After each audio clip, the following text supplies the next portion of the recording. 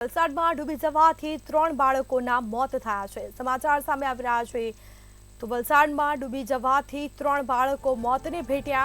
વાપીના છરબાડામાં રમઝાનવાડી વિસ્તારની આ ઘટના સામે આવી, જેમાં 2 બાળકી અને 1 બાળકનું મોત થયું છે।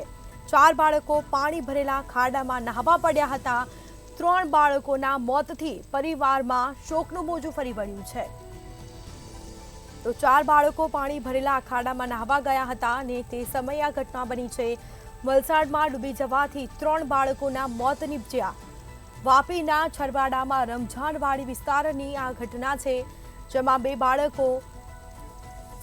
બાળકી અને 1 બાળકનું મોત થયું છે। આ સાથે બાળકોના મોતથી પરિવાર શોકમાં ગરકાવ થયો છે। તો વલસાડમાં ડૂબી જવાથી 3 બાળકોના મોત થયા છે। વાપીના છરવાડામાં રમઝાનવાડી વિસ્તારની આ ઘટના સામે આવી છે। તો 2 બાળકી અને 1 બાળકનું મોત થયું છે, જે બાદ મૃતદેહને પીએમ અર્થે ખસેડવામાં આવ્યો હતો અને પરિવારમાં શોકનું મોજું ફરી વળ્યું છે।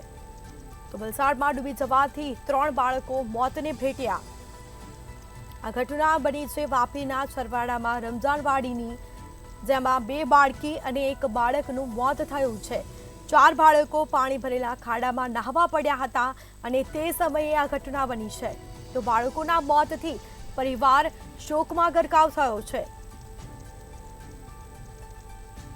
તો આ સાથે બાળકો ડૂબી ગયા હતા અને તેઓ મોતને ભેટ્યા છે। 3 બાળકો ડૂબ્યા હતા અને તેઓના મોત થયા છે।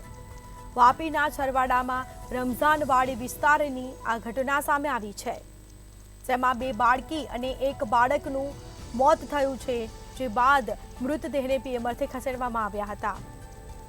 તો બાળકોના મોતથી પરિવાર શોકમાં ગરકાવ થયો છે। बाबू मेरा खेलने मम्मी मैं खेल नहीं नहीं नहीं जा वो थोड़ा सा बस ग्राउंड में खेल के मैं थोड़ा सा आ जाऊंगा, बस थोड़ा सा। एक लड़की आई बुलाने, वो खाना खा रहे थे। मैं बोली अभी मेरे बाबू लोग नहीं जाएंगे खाना खा रहे। उसको मैं बोली तुम जाओ, फिर वो वहीं कहीं खड़ी रह गई। पता नहीं कब सनकी मार दी। तीनों के तीनों चले गए खेलने, वापस आए नहीं। ઘરમાંથી આવી 3:30 વાગે મને કીધું મમ્મી ચાય બનાવી છે? મેં કીધું ના નથી બનાવી। મેં કીધું 4 વાગે ચા બનાવીશ। મેં કીધું તો કે મમ્મી સારું મેં નીચે રમતી છે, પછી ચા પીવા મને બોલાવજે। મેં કહું સારું મેં બોલાવીશ। મેં કીધું તો 4 વાગી ગયા તો પછી મેં ફટાફટ મેં એને નીચે હોદવા ગઈ। મેં મારી છોકરી હજુ આવી છે એમ નથી। પછી સીધી ઉપર બી જઈને જોઈ આવી, ઉપર બી ના મળી। નીચે પાર્કિંગમાં બધે હોદીએ પણ કેથે ના મળી। પછી તે બાજુ બે બાજુ આમ બધે ફર્યા પણ કેથે નથી મળી। શું નામ? આરુષિ। કેટલા વર્ષની હતી?